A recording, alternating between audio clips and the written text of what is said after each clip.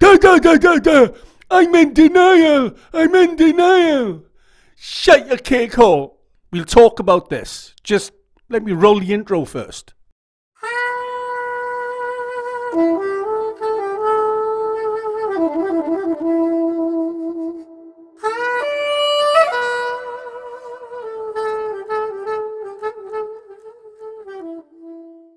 Okay, guys, nice to see you again. We wish you a Merry Christmas. We wish you a Merry Christmas. We wish you a Merry Christmas and a Happy New Year. Okay, so what a lot of people are saying to me lately, okay, is this is happening, that's happening, and I must be in denial, okay? Now, let's get something straight. I'm not a mind reader. I can't tell you what you are. Okay? Maybe you are, maybe you're not. But without wishing to reassure you, I would say that historically, if you've always been a particular way, then the chances are that's what you are. But what people don't do is they don't look at the disorder.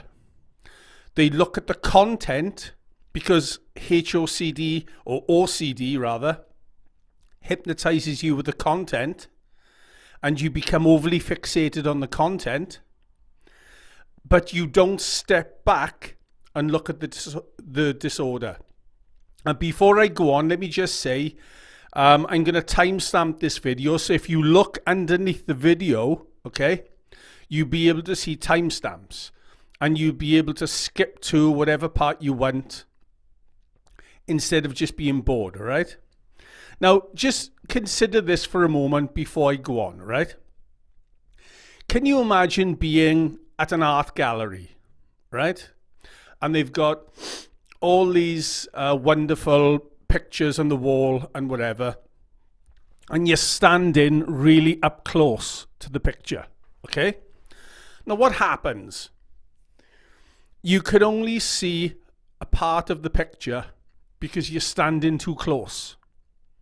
But if you step back a couple of feet, you'll be able to see the whole picture, right?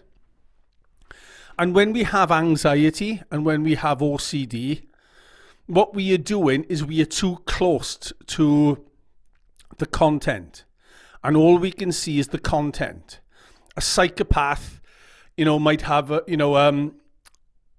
somebody with harm OCD rather might have an intrusive thought, what if I'm a psychopath?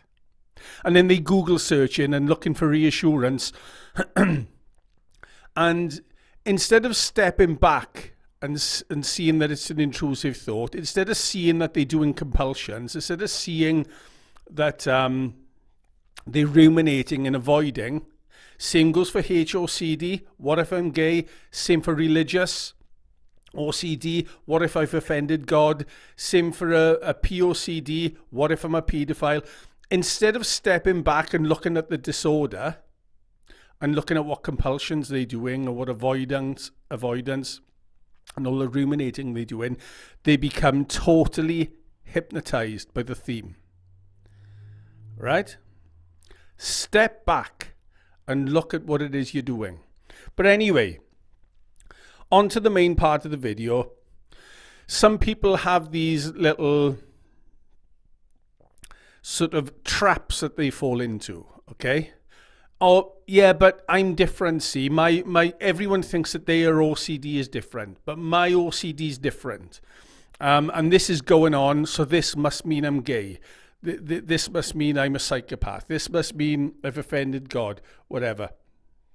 So I'm going to take you through a couple of things, obviously, and we'll have a somewhat different perspective on what's going on, all right? Now, one of the ones I hear most of all is, I'm not anxious enough. I have HOCD, I have intrusive thoughts, so I have groinal responses, or I have mental images and so forth, but I'm not anxious enough. Now, back in the day, I did a video on this, back about, I don't know, 3-4 years ago. I did a video on it. And what you shouldn't be doing is using anxiety as a measuring stick, okay? Some people, some HOCD people want their anxiety because to them, it's proof. Oh, if I got loads of anxiety, it's proof that it's HOCD. See, do you see what they're doing?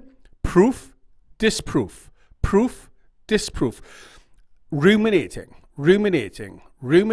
looking for proof. And you can go one or two ways. You could either do exposure and response prevention, which is not seeking proof, which is the way that you should go, the fork in the road that you should go, or you can look for proof or disproof, which is the wrong way to go. Do you understand?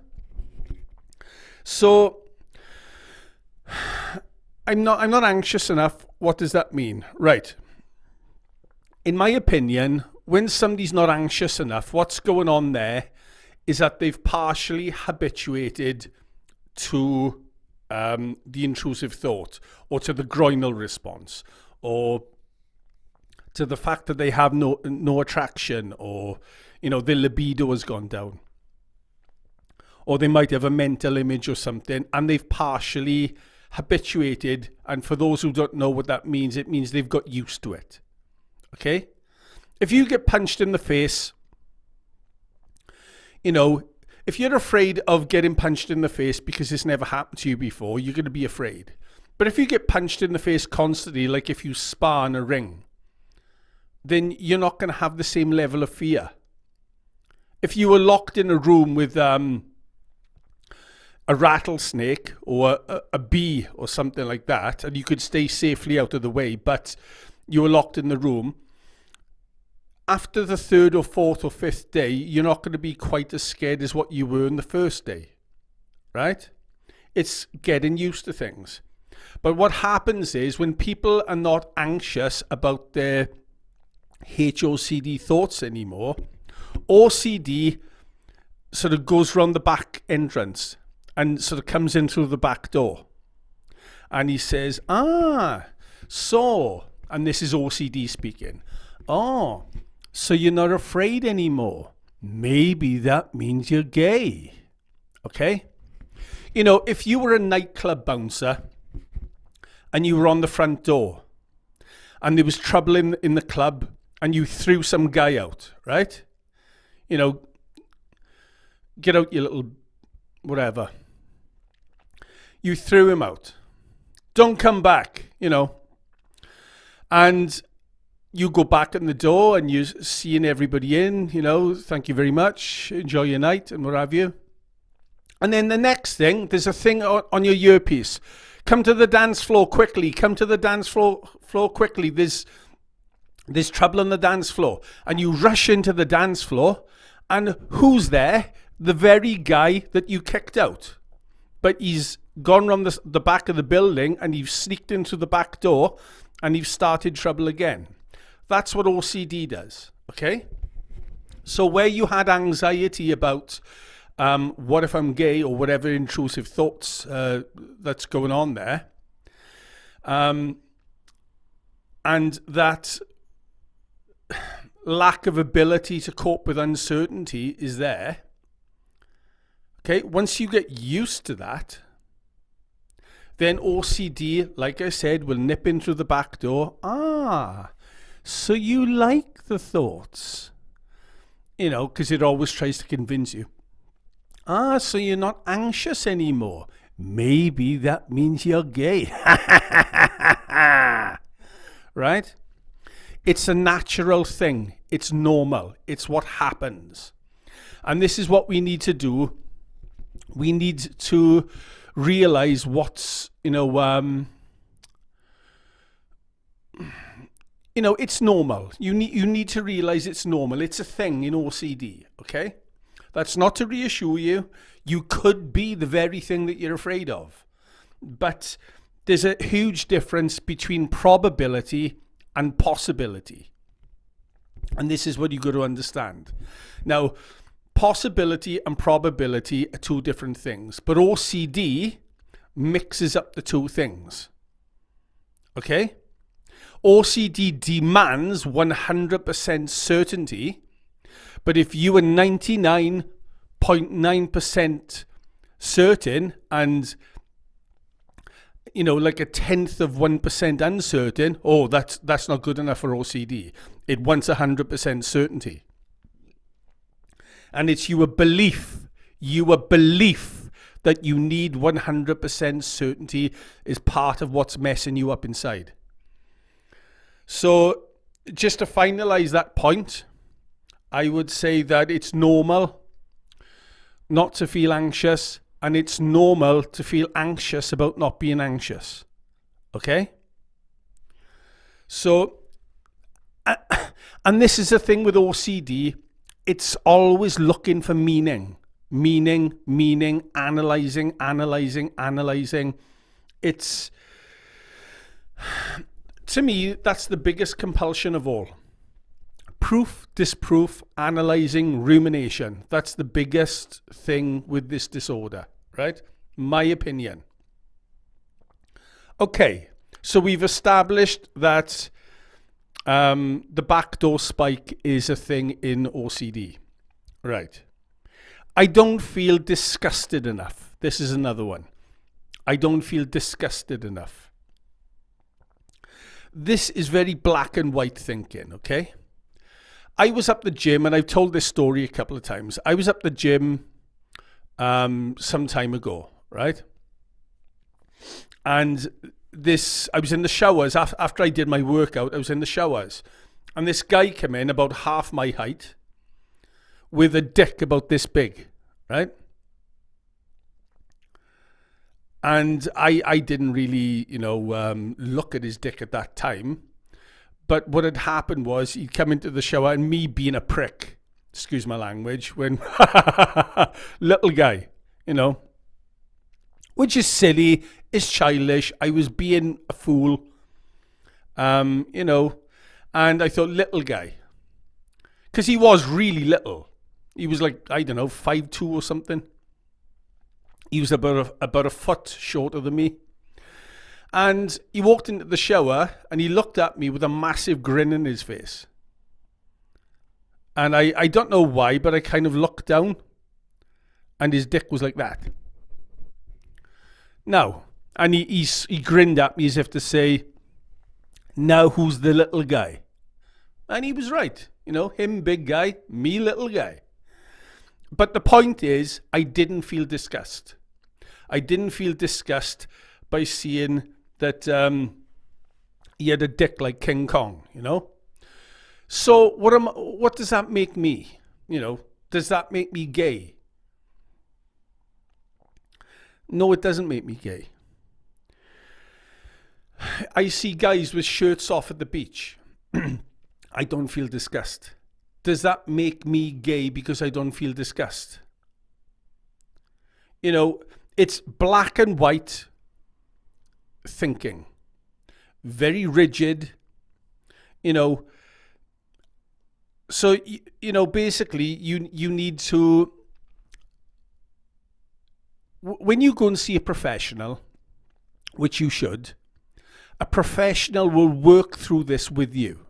Okay, I'm not a professional, I'm a YouTuber, but what I can tell you is this preoccupation with I don't feel disgusted enough is a common thing and a common theme in OCD, but it doesn't have to mean anything. Okay? Again, I reiterate, does this mean you were gay or not gay? I'm not telling you anything. I don't know anyway. Oh, hold on a second. Let me psychic you. I'll use my psychic ability. I don't know. But what I can tell you is that disgust is a thing. I would assume that if you're disgusted, and I'm going off topic a bit, but if you're disgusted by the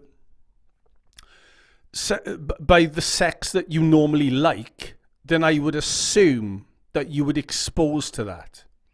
But if you're not disgusted by who you think you shouldn't like, then I'm not sure what treatment they would do for that. I would say acceptance work, just accepting the fact, which is kind of like an exposure, I would imagine, in and of itself. But it's a real thing that you need to deal with. And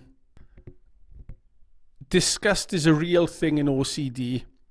And I don't think ruminating about it is actually going to benefit you in any way, right? If you don't feel disgusted, accept that you don't feel disgusted. Let me repeat that.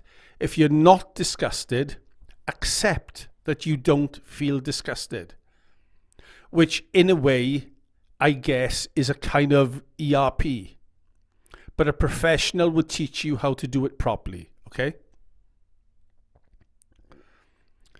It feels so real. This is another trap. Well, it feels real because it's a mental disorder. It's a mental health condition. OCD feels very real. It feels very real because there's a lot of anxiety involved. And, okay, let me give you a couple of examples of how OCD, how the mind can make things feel very real for you. Okay. Back in the day, years and years ago, a buddy of mine had a bunch of mates. He didn't live in my town. He lived in a different town, but he had a bunch of mates, and they all used to take magic mushrooms. Not recommended, by the way. Say no to drugs. And I can tell you, coming from an ex-drug addict, never take drugs. But they were all taking magic mushrooms. Okay. And one of his buddies had said to another buddy, "Oh, look, you're stuck to the wall." Okay? Now, he was under the effect of LSD or whatever's in magic mushrooms. And all of a sudden, he was stuck to the wall. They were all laughing hysterically. And he couldn't get himself off the wall, and he was very distressed. But when he was in that state, his friend had given him almost like kind of like a hypnotic suggestion. You're stuck to the wall. And he believed it, and it became a real thing for him. Right? It became a real thing for him. You know, if you were watching a horror movie, and you know it's fiction, you know it's just a movie, but how it can really frighten you, and your amygdala gets activated and you start feeling really intense fear just watching this movie. Or, you know, you could watch the movie and then decide you're walking home from your buddy's house and you kind of walk through a dark alley and it's kind of like cue stupid music. Let's get the music going. This is what it would be like. It was a cold and weary night. And, you know, you're walking through this, across the dark streets, and you come to an alleyway. And you look down the alleyway. You can see your breath in the cold winter night. You could feel the raindrops on your back, the wind against your face. It's very lonely and eerie and dark. And through the alleyway, you can see something moving. And you know it's somebody waiting for you. They're going to kill you. They're going to tear you a new arsehole. They're going to rip your head off and shit down your neck. They're going to do all these things. But you need to get home. You got to get up in the morning. And you think, okay, I'm going to chance it. And you go through very... you know, in the state of hyper-awareness, you're going through and there's somebody at the end and you try looking around for a piece of wood to pick up and your whole body is on fire. You're in such hypervigilant mode and in a state of terror. And as you go along the alley, you find out it was just trees blowing in the wind, and there was nobody there after all. But it all felt so real. So when you have groinal responses, when you have intrusive thoughts, when you have mental images, when anxiety gets involved,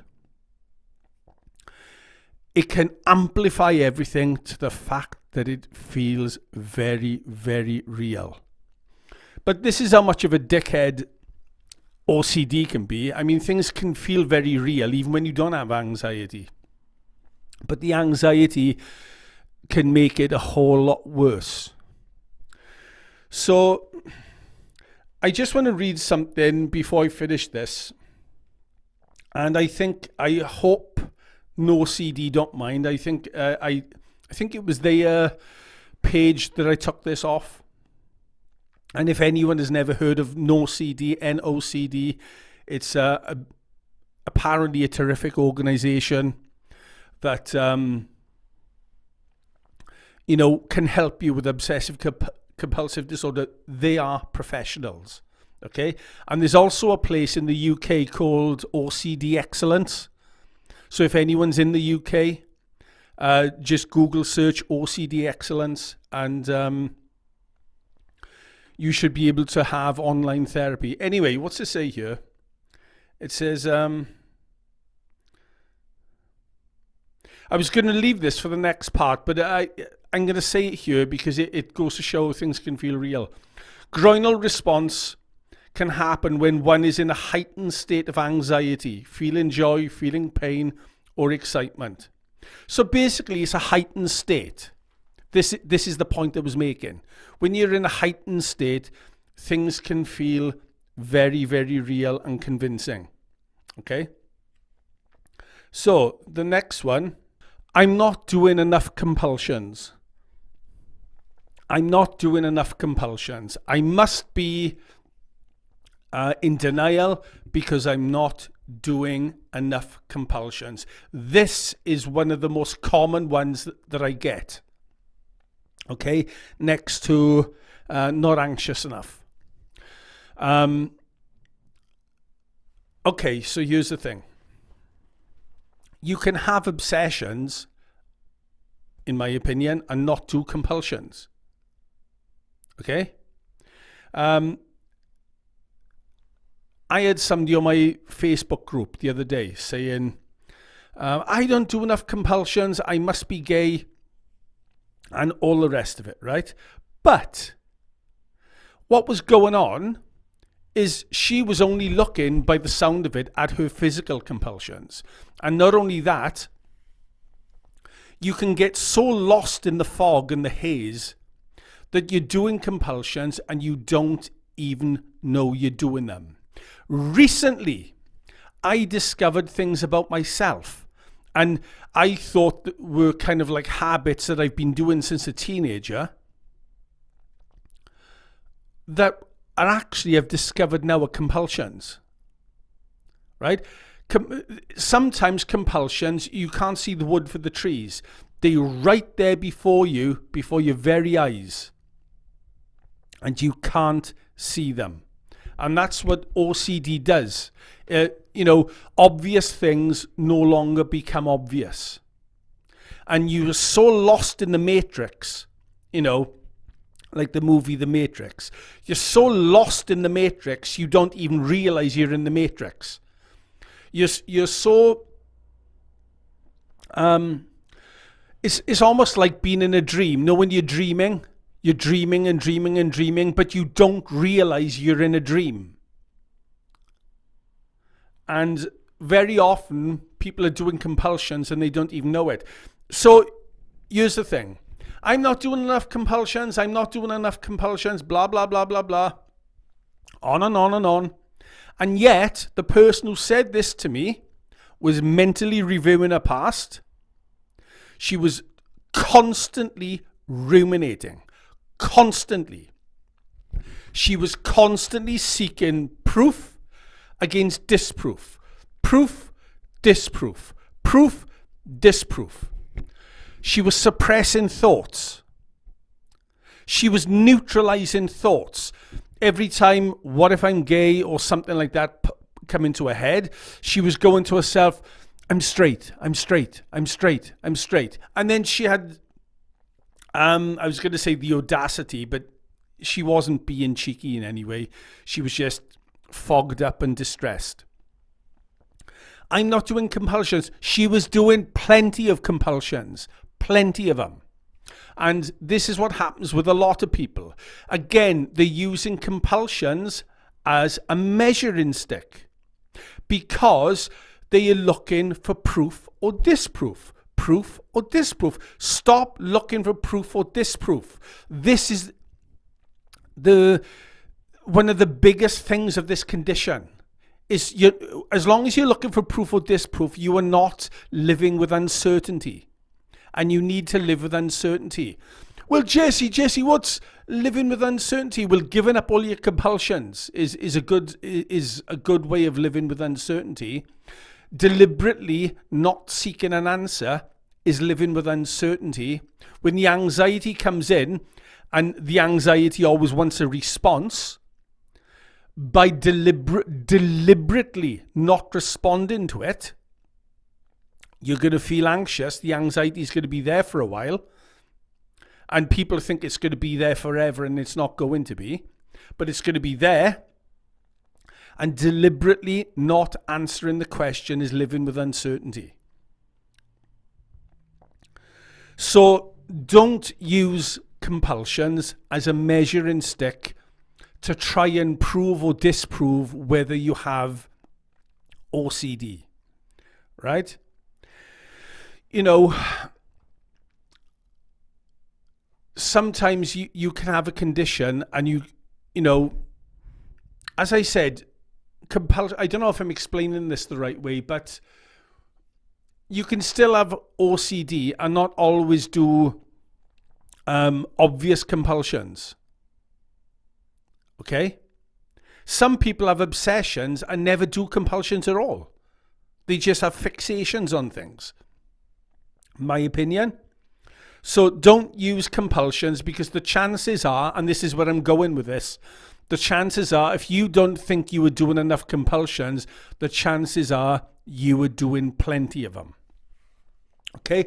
Because most HOCD compulsions happen in here, in the head. But you were so fogged up about it, and you were living in such cloud and such mist, and you're so confused, and you know, it's like being stressed when you're so stressed that you can't think straight. Well, this is what goes on. You can't think straight. You don't realize that you're ruminating. You don't realize that you're mentally reviewing. You don't realize that you're distracting yourself from thoughts, trying to block them out, trying to rewrite the thoughts. Neutralize them. I'm straight. All you can see is, oh, well, I've stopped Google searching, and I might have stopped one other compulsion or whatever. So that means I'm not doing any. And the chances are you're probably doing loads. I would say, I'm pretty sure, I'm talking about 95% sure that you are probably still doing a lot of compulsions, but you just think that you're not. And just to end it, stop using compulsions, just like anxiety. People use anxiety as a measuring stick. Stop using compulsions as a measuring stick, because as long as you were looking for proof or disproof, you were never going to get over the disorder. Okay? You need to live with not knowing.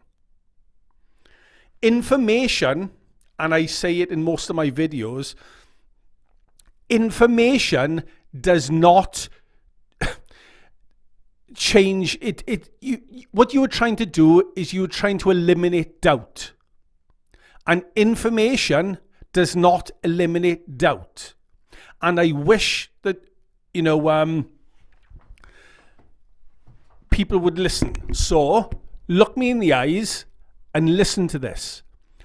Information, it doesn't matter how long you search. You can be here for another 30 years searching for information. It does not eliminate doubt. The way to eliminate doubt is to learn to live with the doubt. Not doing compulsions. And basically, I mean, the biggest revenge you can get on OCD is to go and live your life. Live your life the way you lived it before you had OCD, right? So anyway, I've covered anxious, not feeling disgust, it feels so real, not doing enough compulsions. Okay, here's this one. I imagine something and now I get a hard on, right? I was testing myself, you see. And I was imagining some fucking moolie and how big his dick was, and I got a hard on. Right? So basically what they're doing is they imagining stuff to test themselves, and then they get a groinal response. Okay? And as I read earlier, and I can read it again if you like, from NoCD, groinal responses can happen when one is in a heightened state of anxiety, feeling joy, feeling pain, or excitement. We call these high arousal emotions. Okay? So basically, when you're imagining stuff, in my way of looking at it, I'm not a professional, I'm a YouTuber, is when you're imagining stuff, that's rumination. Okay? And you have an internal thing. Okay, let me explain this about groinal responses. In your head, and this is just a way of trying to explain it. In your head, you've got a very black and white structure, okay? And OCD says to you, don't you get that groinal response? Don't you dare find that guy attractive. You shouldn't be attractive. And there's one thing I can tell you about the brain, is the brain will not tolerate demands. The brain will not put up with demands. You demand from the brain, and the brain will tell you to get lost. So when you... Oh, great. Hold on a second. So when you were demanding that you shouldn't get a groinal response, guess what's going to happen? You're going to get a groinal response. So it doesn't matter if you're going to test yourself. If you test yourself, it's going to activate that, in my opinion, I'm not a pro, but it's going to activate that shouldn't structure in your head. And then you're going to feel that arousal. Okay? And the way to beat groinal responses is the same way as you beat intrusive thoughts. You just allow them to be there. And I think if you go in to imagine something, then I think it should be as an exposure, which means your intention got to be right. You got to intend to expose to something, not sneaky check-in. You got to intend. You got to expose to something through the imagination, with a certain degree of sincerity. I'm exposing myself to this, and you allow the groinal response to happen, and you allow it to be there. Always allow everything to be there. The more you fight it, the more it'll come back. So I think if you're going to imagine stuff, it's almost like, was it The Simpsons, or there was some cartoon, I think it was, where Homer Simpson, excuse me, was sticking his finger in the socket all the time. And he'd get electrocuted every time he stuck his finger in the socket. Because he's stupid, he just keeps on doing it. Well, if you were going to keep on testing yourself with that, you're going to keep getting electrocuted. Okay? But again, what you're doing is you're looking for meaning. You're looking for meaning. I have a groinal response. It has to mean something. I mean, I've known people who've had groinal responses looking at their dog. I've known people who had a groinal response looking at an ornament. There's people with POCD who have groinal responses. It doesn't necessarily mean anything. And again, you're going to listen to me saying that, and you're going to be like, I must be different. I must be different. And that's the thing with OCD. OCD always tells you, and this is a very important point to listen to, OCD always tells you that you are different. It's how it wins the game. Anxiety and OCD has a set of strategies. And what I have found is you have to take an offensive strategy. Okay? When you enter combat, you enter willingly. Check this out, okay? Check this out. If there was a school bully, and I'm going off topic here, but I just want to add this in while I remember it. If there was a school bully or a bully in work, and you thought, right, I got to stand up to this guy, but you did it grudgingly, okay? Top marks for standing up. But have you noticed something? If you willingly stand up to something, willingly, not with a grudge, willingly, things are a lot easier. And I can tell you that there's been times in my past where I have fought people. I mean, back in the day, I wasn't always, but I've had a lot of street fights in my day. When you're afraid of somebody and you fight, it's not as easy as if you you have a feeling of willingness. There was some guy many years ago I'd heard that was after me. He was gonna beat me up with all his mates, and I thought, I'm not gonna sleep tonight, so I willingly went up to his house. And when I entered the conflict willingly, I felt braver, I felt in charge. And I think Jordan Peterson or somebody talks about this, is when you take an offensive strategy and you're willing to enter combat, it gives a whole new dimension to things. And as Reed Wilson says, I'm cross-referencing information, I want this.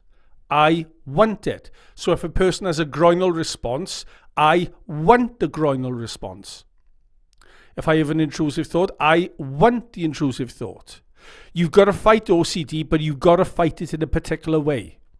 You can't fight it on its own terms because it's too powerful. You've got to use the strategy of acceptance and the strategy of I want this, and you've got to move into what you're afraid of, not away from it.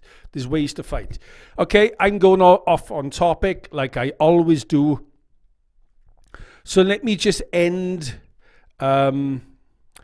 this particular section with I imagine something, now I get a hard on. Right, to reiterate, you have groinal responses, and you deliberately imagine, and when you deliberately imagine, it'll trigger that black and white, all or nothing. You mustn't get a hard on, you mustn't get lubricated, you mustn't feel any arousal at all, and you'll trigger that, and you'll become that very thing that that you hate. You'll get the groinal response. So what I would do is expose to the groinal response. But it's all about intention, as I said, anyway. Anyway, I'm going on and on and on. Okay, what's the next one? Right, this is another one. This is another common one. I compare my life to someone else's, so I must be gay. Okay. This is what people do. After Google. So they Google someone, okay? So they Google stuff, and there's some, they'll always bump it, you know, they'll always run face first into a wall, right? Because they're looking for proof or disproof. So they'll find somebody online that might be the same age, or maybe somebody that came out later in life, and all the rest of it, and they then comparing their lives with somebody else's life. Okay? Now here's the thing. You are not them. Okay? You are not them. They are not you. They are not someone else. They are them. You are you, somebody else is somebody else. We're all different. This is your fear talking, right? Because when you're afraid of something, you dismiss information that's good, and you absorb all the information that's bad. Okay? It's, you know, you mixing up probability and possibility again. Okay? An OCD person can have 99 people that will tell them that they're not gay, and one person that will tell them that they are gay, and they'll believe the one person. Because that's their fear. So anyway, what they're doing is they're comparing themselves to different people. Right? That's a big mistake. Again, you're looking for proof or disproof. Look, proof or disproof. Look what it's getting you. Look what it's getting you. So that's a common thing in obsessive compulsive disorder. It's a very common thing in HOCD. I'm going to leave it there, but I'm going to say that comparing your life to others doesn't mean anything. You can't compare your life to someone else. This again is very black and white. And the truth of the matter is we all have different backgrounds. We all have different biology. We all have different psychology. And one person doesn't equal another person. I had one guy that, what was it? He was something like 22 years old with a brace. I speak about it in another video. And there was another guy who was gay online on TikTok or something, was 22 and had a brace. So because he was 22 and had a brace, and he was 22 and had a brace, he thought, I got to remove my brace, because if I don't, that means I'm gay. He's comparing himself to other people. And the truth of the matter is, they've got absolutely nothing to do with each other. This is the fear talking. This is the anxiety talking. This is the OCD talking. And I'll just end on the fact that proof, disproof. Okay? Rumination is, for me, is the king of the compulsions. Okay? And this whole disorder is propped up by the need to know. The need to know.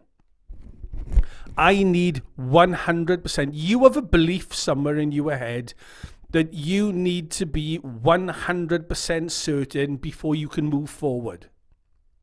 And until you have 100% certainty, you're sitting around dwelling on things, letting life pass you by, because you need 100% certainty. It's like crossing the road. I live on a big main street outside. And it's like, okay, I'm not going to leave the house until I have 100% certainty that I'm not going to get killed crossing the road. I'd never leave the house if that was the case. And people are looking for proof, disproof, proof, disproof. And that is the one thing you should never do. Never look for proof or disproof. Live with not knowing, and it's hard. It's really, really hard. But you need to give up all your compulsions, and you need to direct your attention somewhere else. If you have an urge to research, to Google, a good way to do it is to delay things, right? To do things in mini steps, mini habits. Okay, so if you have a desire to or an urgent need, because with OCD it's an urgent need for proof or disproof to solve things. If you have an urgent need to reassure yourself by Google searching, start off by delaying it. Try 5 minutes. You can do 5 minutes. You can do 5 minutes standing on your head. And when you wait 5 minutes before actually giving into the compulsion, your brain is now learning to tolerate uncertainty and tolerate the anxiety in because of these mini habits that you're doing. And that's a good book, by the way. That's a good book right there, Mini Habits. It's not about OCD, it's about neuroplasticity. But it's good. So anyway, after you do 5 minutes and you cave in, okay, practice that for a little while. Try 10 minutes. Try 15 minutes. Try half an hour. Try an hour. Do it in small steps. You know, if you were signed the contract to become a professional boxer, you are not going to go straight away to fight the heavyweight champion of the world. That's unrealistic. To go from zero to hero in one bout. No. What you do, you get a shot at the title when you've achieved so many victories. Okay? So, instead of trying to, if it's too much for you, to cut out the compulsion altogether, try delaying for a while. And, you know, delay looking for proof. Delay trying to solve. Delay trying to work out. Because this is what's killing you, is the need to know. Proof, disproof. Proof, disproof. There's a fork in the road. Okay? There's a fork in the road. Think of a V shape. A fork in the road.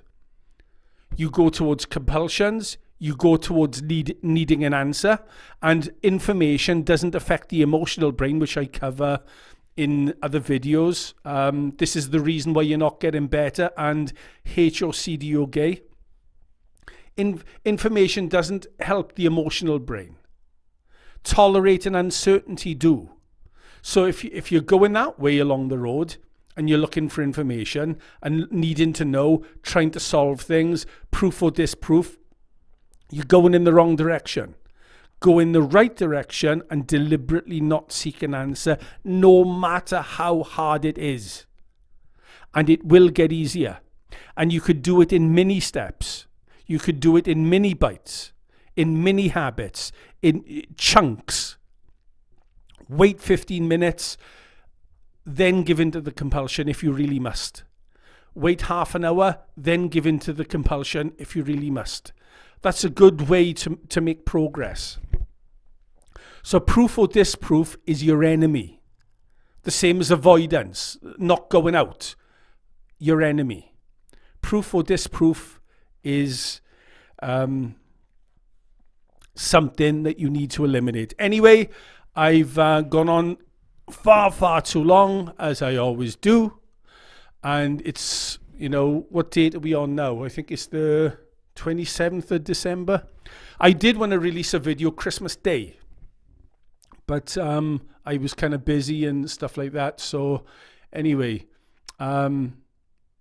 take care, guys, and I'll play you out with a song. We wish you a Merry Christmas. We wish you a Merry Christmas. We wish you a Merry Christmas and a Happy New Year. Bye!